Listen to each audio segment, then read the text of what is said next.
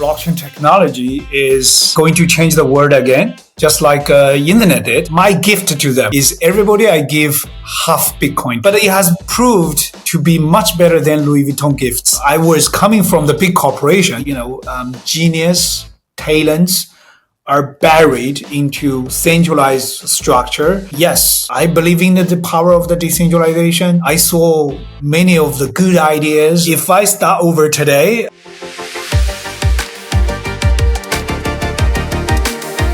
Hi, this is Violetta Chekan, or VC. Indeed, I'm a venture capitalist and I have 12 years in startups and early stage investing. And this is season 3 of Web2+1 with VC show, where we keep it real and talk about Web3 without the hype and provide real practical things.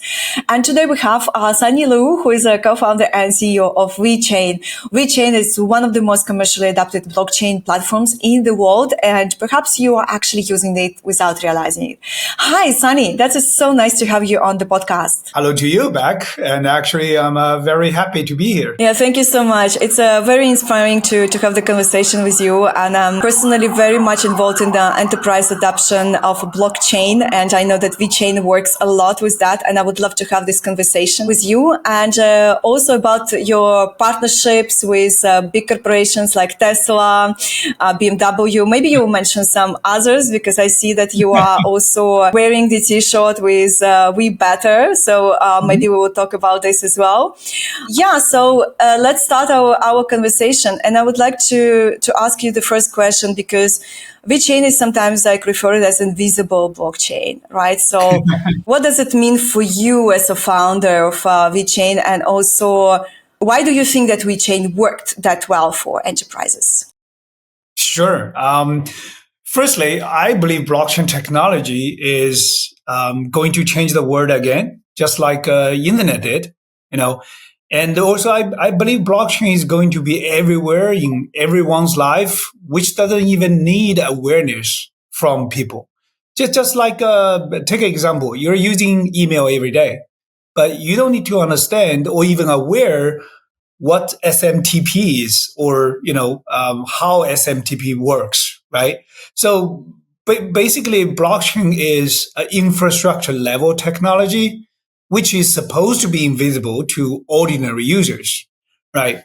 And let's say to VeChain, after 10 years in the crypto space, we never changed the course. We always focus on mass adoptions from day one. And even before we built the first version of VeChain blockchain, I did one thing, very interesting story. I organized a private event to invite 20 people, basically all my friends. They're basically executives in the different type of enterprises, corporations. By the way, I was working in Louis Vuitton by the time as a chief information officer. So basically, I can invite those friends over. And, we talk about only one simple question. It's like, if your business wants to use blockchain somehow, what do we need to do? Or what's your consent to use that type of blockchain? So basically, based on this special survey, and honestly, very expensive survey, I will explain to you later, we incorporated VeChain blockchain to be friendly to enterprise level blockchain applications. So basically, it's kind of in our DNA. We build that for enterprise applications. And like I mentioned, I was a CIO in Louis Vuitton. And basically, my job was building up the bridge between the business and also the technology. Try to think about any technical solution could, support the business or address any challenges from the business. So it's part of my DNA, I would say. And the funny thing is to invite those friends over to, we did 2 days workshop.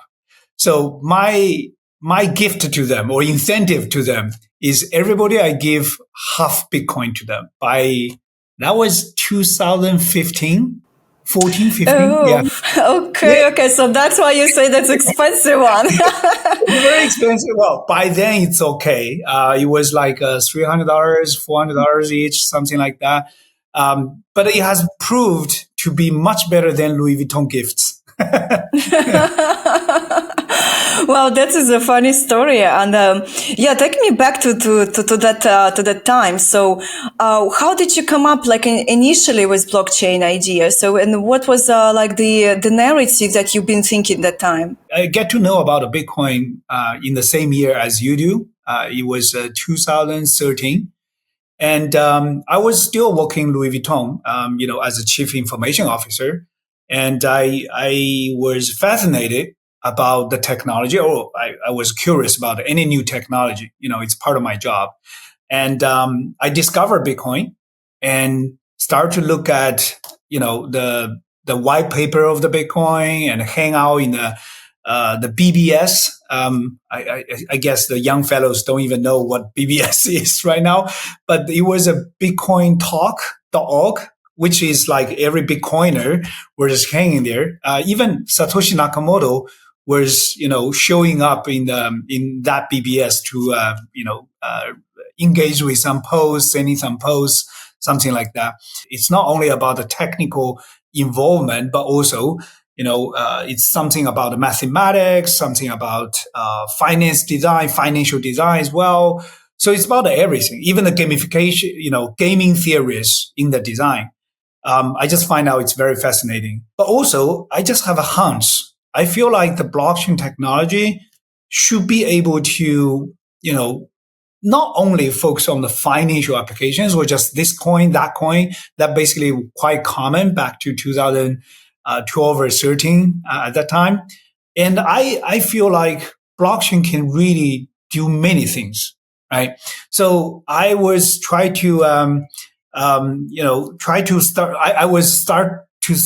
to think about any other applications, any other business activities can be moved to blockchain. Until in 2014, I met with Vitalik in Shanghai. He was coming to Shanghai for fundraising for Ethereum at the time. And we had a very inspirational conversation. And I get really inspired by EVM, by smart contract. I feel like, wow, that's a technology I've been looking for, because if you think about a Bitcoin as the ledger system, basically make the data immutable to change, right? And the Ethereum or smart contract could make the activity or, business process immutable to change and running on the blockchain. So I feel like, wow, that's what I've been looking for. And also, I was thinking about, okay, what kind of the business process should be moving to the blockchain, or could be the low-hanging fruits to start with. And the project I was working in Louis Vuitton as my last project as a Louis Vuitton staff is actually a global track and trace project. So, one thing to another, I was just thinking about, okay, what about we build something like a track and trace project, but using the blockchain instead of just the traditional database. So that's how let's say how VeChain started. And that's actually the first use case we built is actually also one of the luxury brands to use the similar track and trace project, but with VeChain blockchain to support supply chain management. So that's how we get started. Wow, that's fantastic story. And might I go back as well to that 2 days workshop that you mentioned? So what are the executives from the enterprises been asking you? Were their questions and how they changed through the time to today? What are the questions that those executives asking you today? Yeah, well, sure. Let's start with the first workshop, organized for VeChain. For sure, the first question is like, what is blockchain? How blockchain works, right? Or they usually ask like, well, you said immutable, like how they do that? How this technology could make the data immutable, something like this. And I would say the major difference comparing previous one until now is really about the awareness about the blockchain technology itself. And today, when we're talking to the different type of enterprise or even talking to the normal people, you don't need to go over this kind of interpretations or elaborations over and over again. But back to 2015 around, it's a normal process. And I remember like when we build up when we start the VeChain and we try to onboard the first business user. It actually was also was my mentor, Mr. Philip Fortunato. He was global CEO of Givenchy, and before I quit Louis Vuitton, he was my boss in Louis Vuitton. He was the CEO for Louis Vuitton Asia. And when I left Louis Vuitton, start VeChain, and I discovered he also moved back to Paris to be the global CEO of Givenchy. And I took our solution, bring our solution to him, and try to sell him that solution, right? Try to find the first use case. And after 30 minutes explanation about what blockchain is, how blockchain works, what is Bitcoin, this and that, and he's like, he stopped me. He said, "Oh, Sonny, I have to stop you. It's always good to catch up, as an old friend, but I don't know anything what you said. I don't understand anything what you say. So just tell me what you do." And luckily, he firstly he's a very good friend. He's also my mentor. He trusts me, and I asked him to like, okay, let me try one line of product and build something, and I show you, and then you can decide later. I'm not going to charge you anything. I'm not going to, compromise any of your internal existing systems or anything. Just let me try. And he agreed. And I still remember the line of the product is called Infinity. It's a very nice lady bag, and they produce only 1,593 pieces globally. And we spent 6 months in Paris, working with a manufacturing, working with a supply chain department, and eventually built the first prototype. Let's put it this way. And they are able to use a chipset to authenticate the bag and also register the products onto the VeChain blockchain.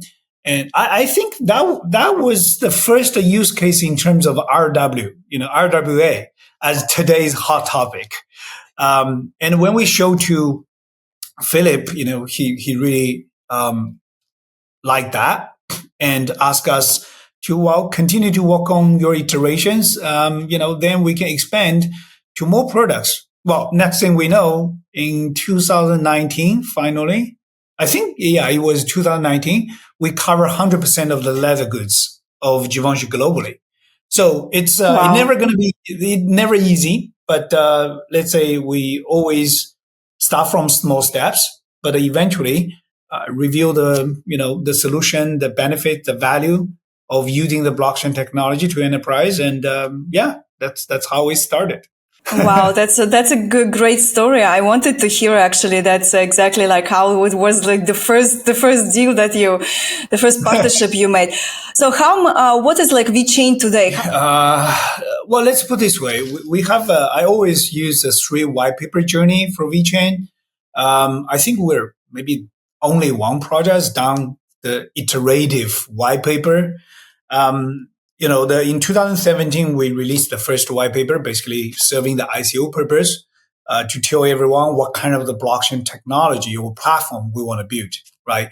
Also, following the survey results coming from, my very expensive private event. And also, we deliver quite a good, let's say, we call enterprise-friendly features into the VeChain blockchain.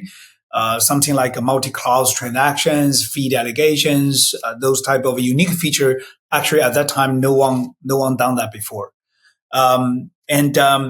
In 2019, based on the first trial round with multiple brands in the luxury, in the pharmaceutical, in the healthcare, manufacturing, so many different type of let's say industries. We released the second version of white paper, focused on the enterprise adoptions. So basically, in the last few years, accumulated about 100 different type of applications. It could be like you mentioned, the food safety for Walmart, the carbon credits for BYD, supply chain management for H&M, ocean cleanup for Refi project. So basically, there are multiple areas. And then in 2023,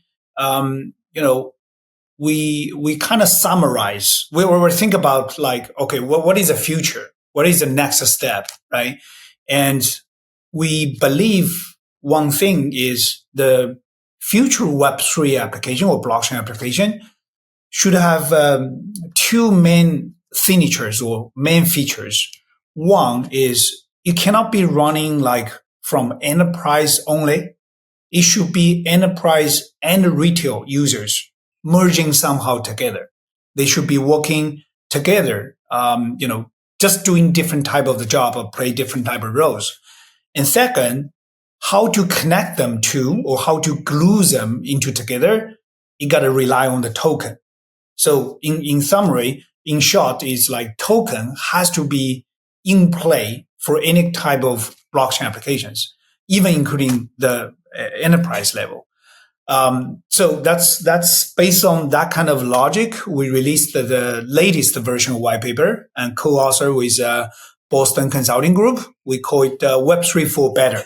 So specify the next track we believe going to realize this type of merging platform, whatever enterprise or retail, is sustainability platform. So as a follow-up in 2024, last year, we deliver following the white paper is basically just a narrative, right? Every narrative needs to have a deliveries. And our delivery is the VeChain ecosystem, like, in my t-shirt, which is sustainability platform to allow whatever startup or big corporation or individual users somehow to incentivize or motivate individual users to do better actions, make a better choice on daily basis, and eventually to roll out the real sustainability implementations. So basically our, let's say, roadmap is always focused on the mass adoption, but a different stage for sure. We have a different exploration, different trial, and also based on the technology evolving. And by the way, this year we also start a very important upgrades we call VeChain Renaissance, which including the three stages. Let's say launch we call Galactica. So that's the first stage. And then the second phase, it's going to be by end of the year, we call it Hayabusa. And then next year will be the Interstellar. So basically the naming is two battleships could take us to the Interstellar. So that is not only about the technical protocol upgrades, but also tokenomics upgrades to have robust and scalable platform to support the mass adoption. Rely on the VeChain growth. So simply to say, VeChain has been, focused on the mass adoption. And first stage is about infrastructure. And the second stage, we try the different type of enterprise applications. But due to the regulation challenge and also very few, especially enterprise, by then, understanding the token, understanding the blockchain technology for real, basically that application is still on the, let's say, we're on the surface level, not like maximize the benefits of the blockchain technology. And now we're, building up the VeChain is try to merging enterprise application, retail application, also leveraging the scaling up upgrades of the VeChain blockchain infrastructure as well. On top of everything, the one thing get me really exciting this year is actually the regulation challenge. So the MiCA launched in Europe, US also starting regulating, the stable coin, Singapore about the, payment services. So let's say with all of the regulation side, following your original question, maybe I talk too much, but your original question about the difference between the enterprise, back then today is just, with that kind of regulation clarity, they most of the people start to realize, okay, that's a very good or cutting edge technology. Everybody should embrace that, other than just like, oh, that's for a scam, that's for bad stuff, that's for crime, money laundering, those type of bad names, right? So and for us, it's I will feel like it's very bullish. In March this year, we accomplished the MiCA license through the Central Oh, Bank wow. of Ireland. So VET and VSO are two tokens get compliance, and we're working on the third type of the token better, which is a governance token in the VBETA as well.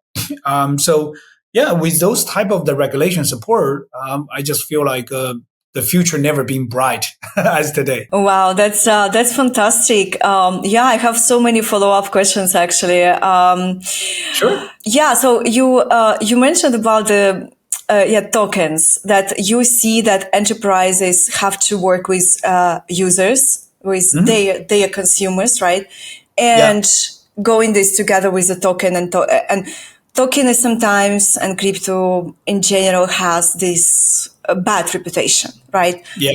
So how would you explain this as why do we need tokens to the to like as a simple to the simple person who is not from the crypto, and to explain what is the utility usually of the token? I would say, tokenization actually means a new form of assets and registered, verified on blockchain.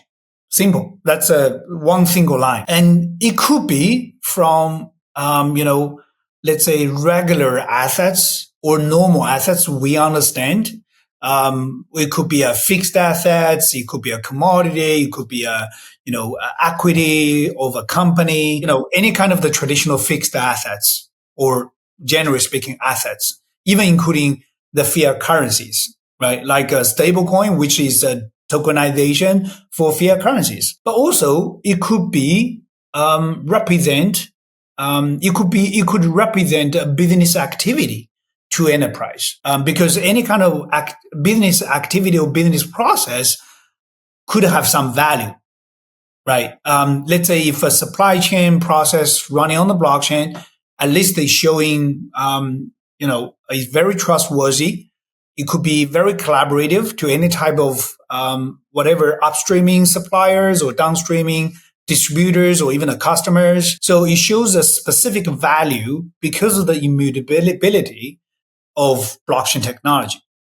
Or, very interesting, it could represent a creation coming from individual user, even just a small action on a daily basis from individual user, as long as there is a value potential, right? It could be a very small action. Let me think, like, I'm drinking coffee with this mug, right? It's a Mm-hmm. recycled mug.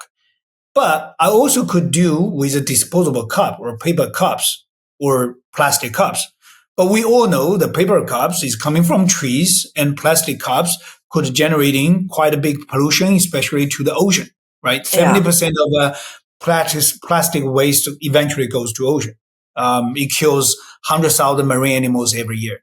It's really bad. So reduce one usage of disposable cups, that means a small fractional value there.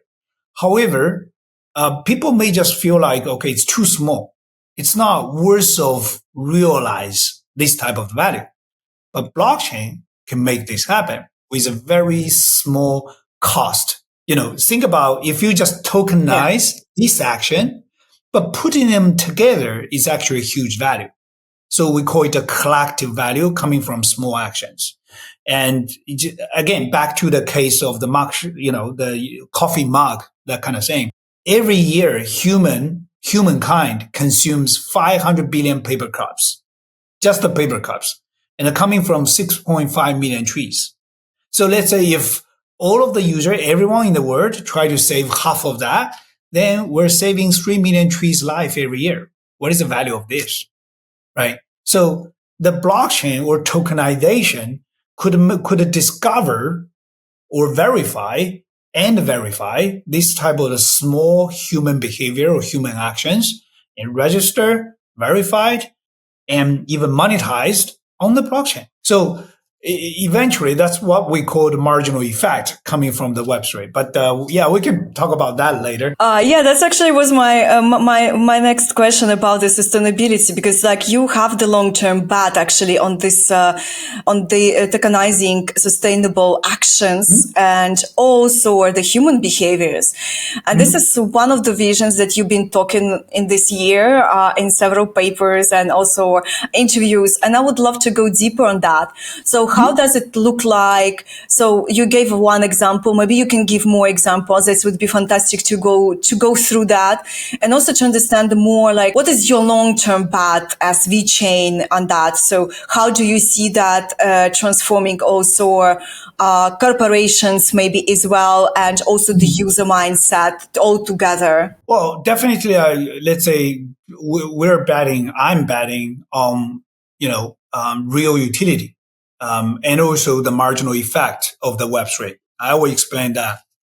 So firstly, any new technology will have, the growth curve in the different stages or it never goes like this, right? Always up and downs, but we call it the different growth curve. Actually, recently, more and more people start to talk about, and several of my friends as well, talk about, crypto and the blockchain is going to the second growth curve. That means blockchain is going to the second stage. So what is the first stage? In the first, let's say 15 years, right? January 3rd of 2010, that was the first Bitcoin minted, considered as the birth of the technology, right? And now it's 2025. So first 15 years, despite all of the, a little bit, let's say, unclear situation in the first couple of years from 2010, from 2010 to 2015. But the first growth curve of the technology is basically narrative driven, meaning you have a different type of narrative, you have different type of infrastructure coming from those narrative, basically like what blockchain can do or what blockchain can build, this type of ideas, right? So that's the first curve. But now, with all of the infrastructure has been developed in the last few years, whatever, DeFi, you mentioned about DeFi, NFT, DAX, or, smart contracts, or all of the other infrastructure stuff. Now it's a time to think about application, right? It's the same thing like AI. I have been talking to all of my friends in the venture capital side. The new trends in terms of investing in AI. But by the way, I'm also an investor as well. I invest in some of the projects. The new trends of AI investment is no more AI infrastructure or even an algorithm. The new direction should be an AI application. That means how this technology can create the new utility or create the new value for the user, and eventually with the proper business model, with a user growth to showing people really need that, or people really can use that for whatever productivity or efficiency or lower the cost, right? Back to the fundamental rules. So for blockchain and crypto, I think it's going to be the same. And you can see right now, everybody is questioning, like, what is a new black? What is the trends for the upcoming bull run, right? What should be like that? So eventually, I start to hear more and more feedbacks or comments from institutions, from even the industrial players. Everybody is talking about the same things, like, where's the utility? Where's the application? Yeah, that's correct. In summary, I would say I'm betting on the utility creation. So that's the first. And then be more specific. What does it mean for utility creation, or which is the sector? The reason we choose sustainability as a main focus is actually linked to the marginal effect we were talking about. what is a marginal effect? Marginal effect is basically the effect coming from marginal network based on like very low marginal cost. It's a little bit complicated, but let me explain. Firstly, marginal cost. Marginal cost is the expense to serve one more customer, right? One more user. So basically, all of the internet platforms are, leveraging the marginal effect in internet areas. So, for example, you can work on as an individual user, you can work on a post and send out to whatever X.com or Facebook or any kind of social media platform. Instantly, you could outreach millions of users around the world, despite the geographical location limitation or even time zone limitation. And basically also with AI, you could reach out to any kind of languages instantly, right? So a small action or small effort coming from one people could create outsized of impact. That's what we call marginal effect. Yeah. And the Web3, I believe the Web3 is going to be the same. It's going to, able to, let's say, leveraging with a marginal effect. And we just need to find out what is the marginal cost in Web3. What are those things or value we're not able to discover or not worth of discovering before blockchain or before crypto. So simply like the small actions like this, or I give you one example. In 2019, we did the carbon credits project with BYD, the Chinese EV brand. And so based on the calculation, every EV, if drives 10,000 or 15,000 miles a year, could result in 1 tons or 1.5 tons CO2 saving, right? And based on the current credit price, different places, different price, but let's use Europe or US. US is a 1 ton CO2 equally $50 around, and Europe is 50 euros, so similar.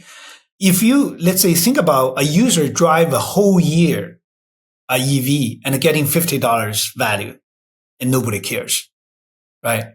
And no one willing to, let's say, I wanted to verify this type of value and give you that kind of incentive. And also, by doing or by realizing this kind of value, you got to require like an auditing service from auditing firms, right? Some of the company like SGS or DMV or BV, those type of companies.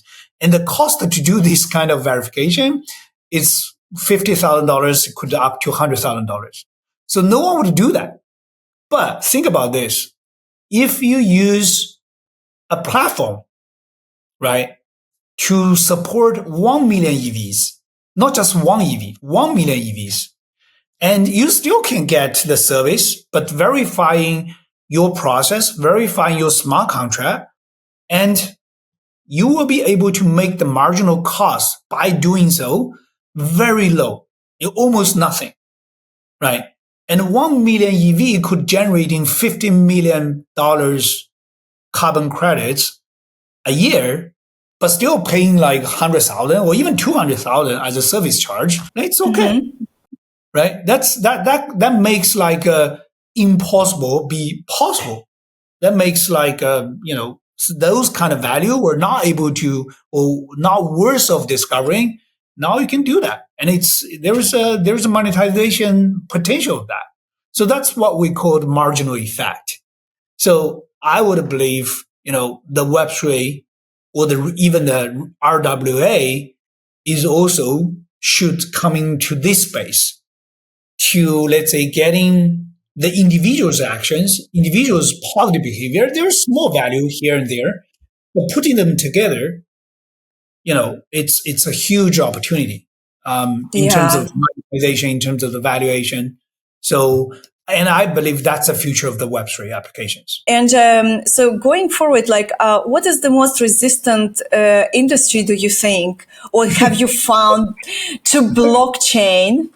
in terms of adoption? Uh, honestly, I think it's banking just by nature. Uh, Banking. It yeah, seems like I there mean, is like most of like use cases is like finance. no, it So is, but but what is your opinion? Yeah. no, just like banking. I just feel like by nature, Bitcoin was designed for against banking, right? Even It's true. the headline of the Times, the newspaper minting the Genesis block of Bitcoin in 2010. So I would say, generally speaking, is banking, but also there are many other areas. It could be. I would call it. There could be a followers. I'm not saying never. I mean, it's just like internet, right? Internet also went through this type of the journey as well. I still remember the interesting case is like my last project in Louis Vuitton. We were talking about the e-commerce platform for Louis Vuitton, and I remember the discussion was so intensive.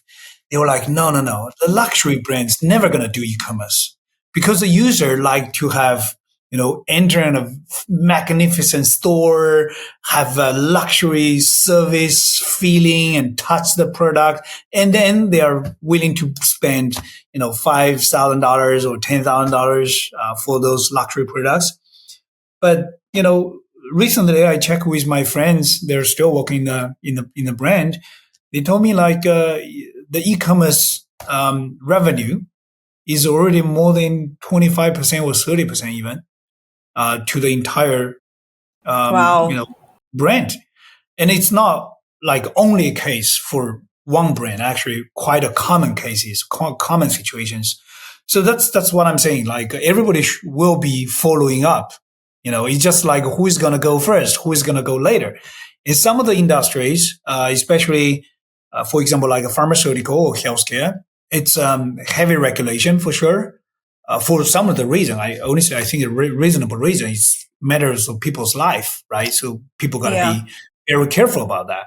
So that means also they could be taking slower paces to onboard any new technology. It's just it's not really specifically for Bitcoin or for blockchain or crypto. It's just for any new technology, they're slow because they have to be careful about the matter of the life, that kind of situation. So, Yeah. yeah, but generally speaking, I would say banking may be the most resistant one.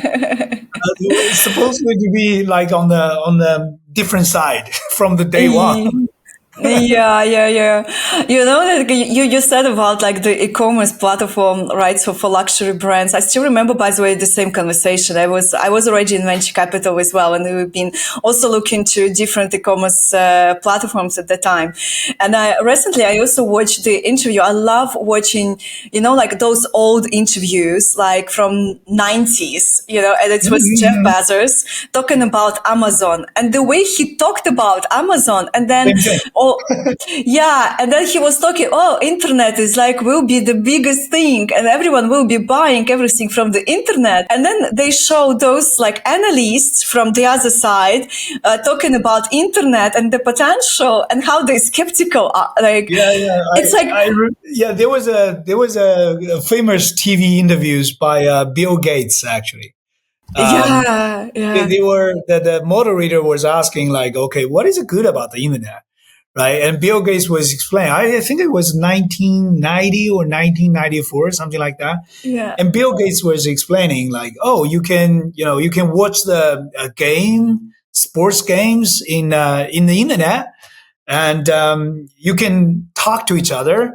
And the moderator was like, "Oh, does TV rings a bell? Does the radio rings a bell?" Oh, yes, yes, yes. I remember this one. Yeah, I also watched that one interview.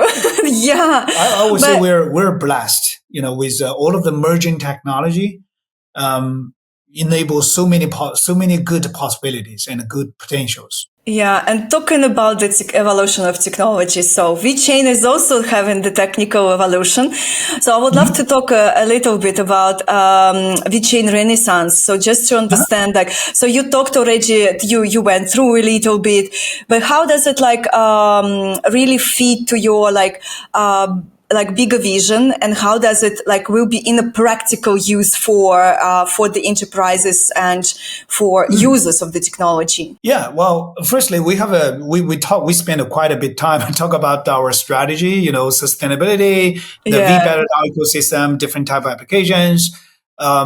Generally speaking, we have a very clear strategy to support inclusive sustainability implementations. Unite everyone to do the efforts and be motivated, be incentivized. But also, this kind of the mass adoption will require robust and decentralized blockchain infrastructure to, for the future scaling up, right?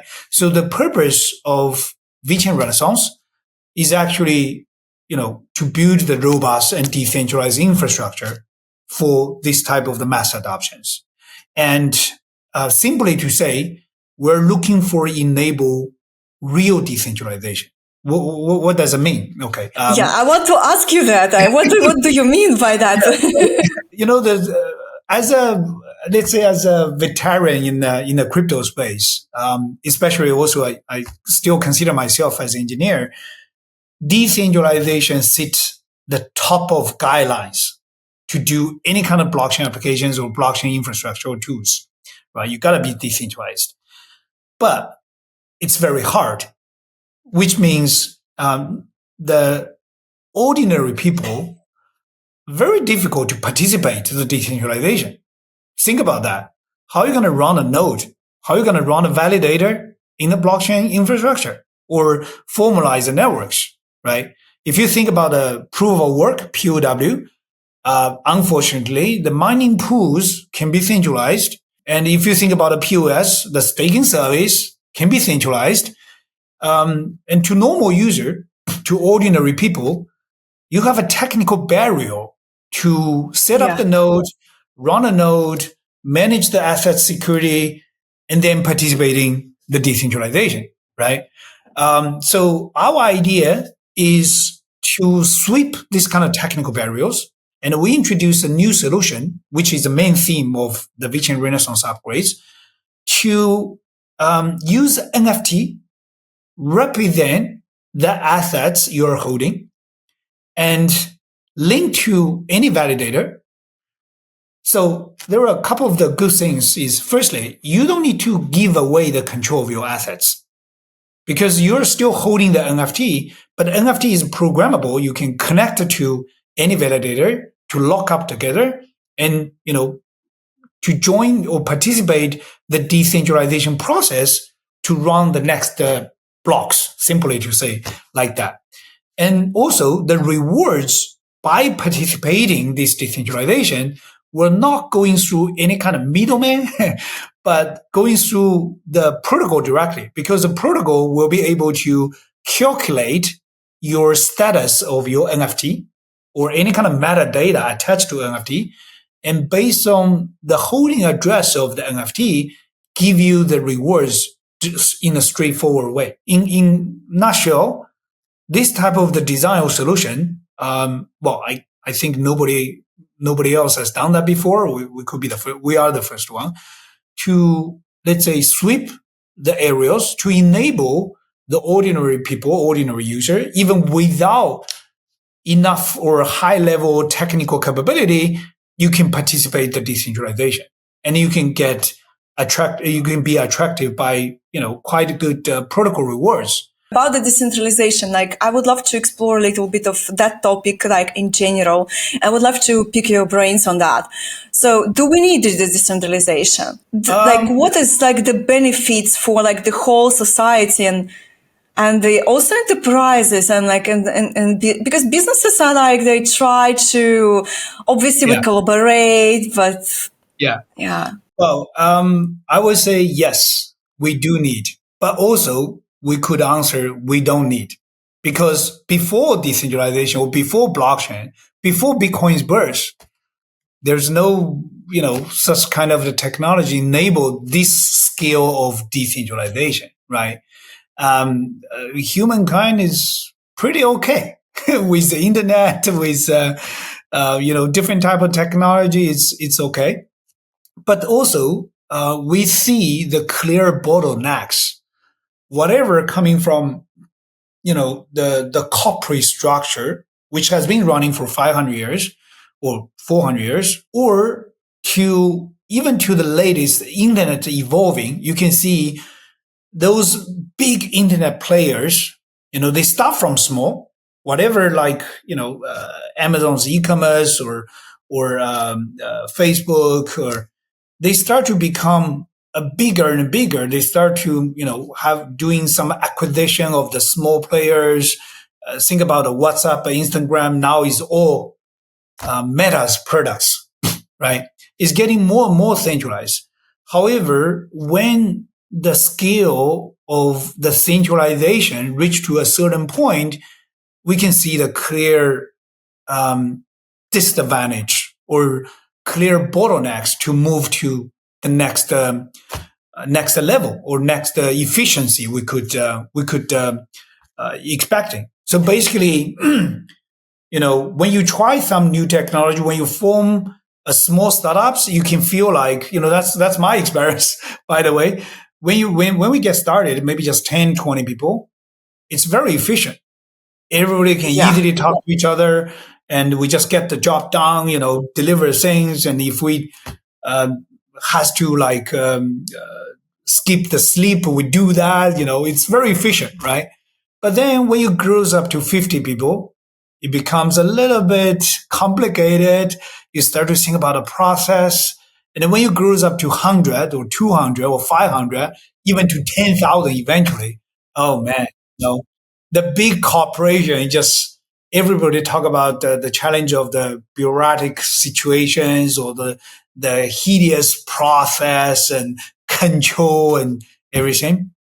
I would say it's a clear defect of the centralization, right? But why before people are not think about the decentralization? I think people think about that. It's just like there is no good technology to enable this. But with blockchain, with crypto, it kind of make it possible, right? I kind of even picture in the future, and we can see more and more small startups are working equally with big corporations, or even equally with individual developers or even individual users. It's just like we all serve one big mission, like sustainability. That's everyone's mission. And we define a framework, could use a DAO, could use a governance model, and everybody just play the different type of roles. I can just be a user, contribute my daily actions, and the enterprise could, giving or allocating the ESG budget or marketing budget, into this ecosystem. And the individual developers could build the different type of tools to make the either application building easier or making, the, let's say, user to be able to check the dashboard, check the data insights, and the AI could make, the user journey much more smoother or much more user friendly, something like that, right? So with those type of the merging technology, then the real decentralization is possible. And then we can see the clear benefits. It could be more efficient. It could be more, fair and square, and also transparent. Those type of the features, I believe, are going to drive the entire technical development or productivity development to another level. So, in short, I would say yes. I believe in the power of the decentralization. And I see, I was coming from the big corporation. I saw many of the good ideas or, genius talents are buried into this kind of a, centralized structure, are ignored by, the managers or directors or executive level. They just don't understand what you're saying, right? So yeah, I believe in the decentralization of the power, and I believe crypto and blockchain could really enable another level of productivity for the entire human race. Wow, that's a very interesting perspective. I also do believe in decentralization. I think it also gives a lot of equal opportunities, which is also important to have. So the last segment that we have, it's called "What if I start over?" But you cannot start with chain, so. If you start over and as an entrepreneur and you want to build a Web3, so what idea would you choose? Who would be your co-founder? And imagine you received the funding of 1 million. So how would you spend that 1 million? Oh, that's so you gotta be the people I know or or any people in the world. Like it's up to you. So Yeah. Well, I still wanted to be in the crypto side, in the blockchain side, or in the technology side in general.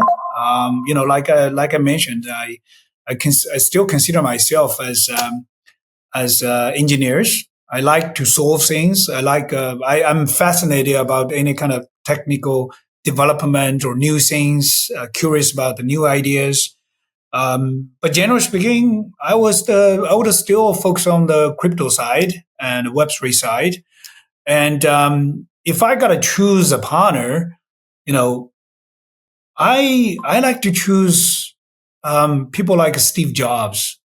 More focused on the products. As a founder or as a CEO of any startup, I always saying three things you gotta take care of that.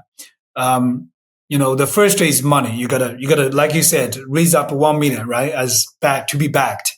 You gotta take care of the supplies first. And then it's about the people. You gotta find the right people.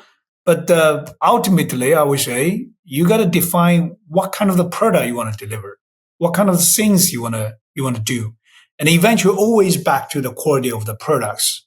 Because as long as the market like your products, use your products, and creating the value by your products, then that means potential.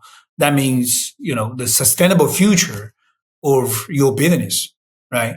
And Steve Jobs is the best product manager in the world. Even he was, but I wish I could learn more from him.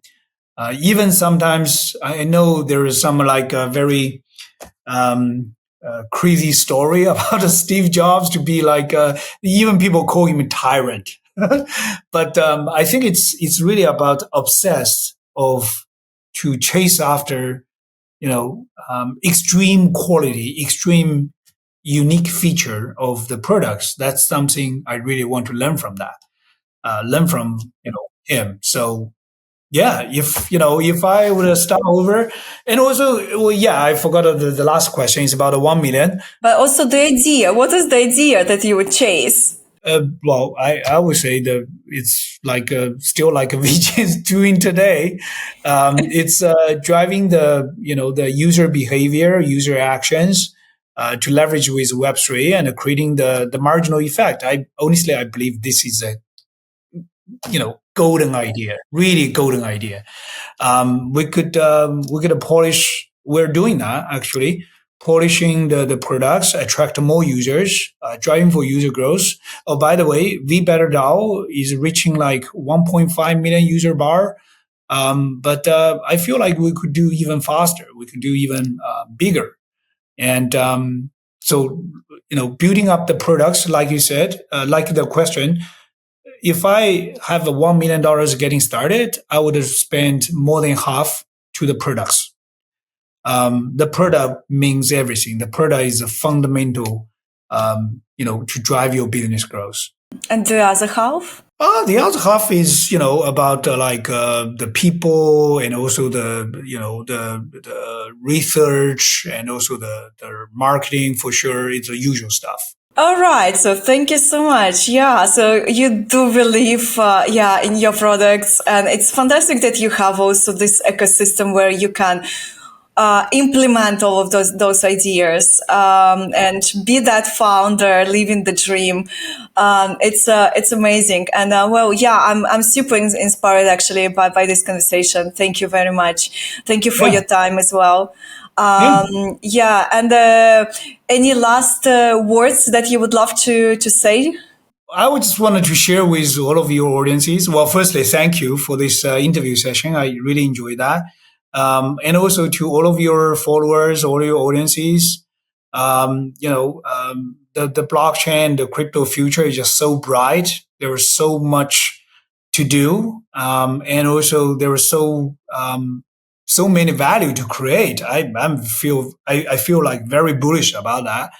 And also try to follow us on x.com at our account is VeChain Official. Well, thank you so much. Yeah, I would love to prompt the audience to check. Everything will be below. So all the links, also to Sunny. So follow him as well for his visionary insights, and also VeChain, and check the VeChain use cases, because this, I think it's really, really great that what you do in terms of utility and bringing mass adoption to the industry. And well, like, subscribe, and share this conversation for your audience if you think that is relevant to them. Oh, thank you. Thank you, Leda. Thank you.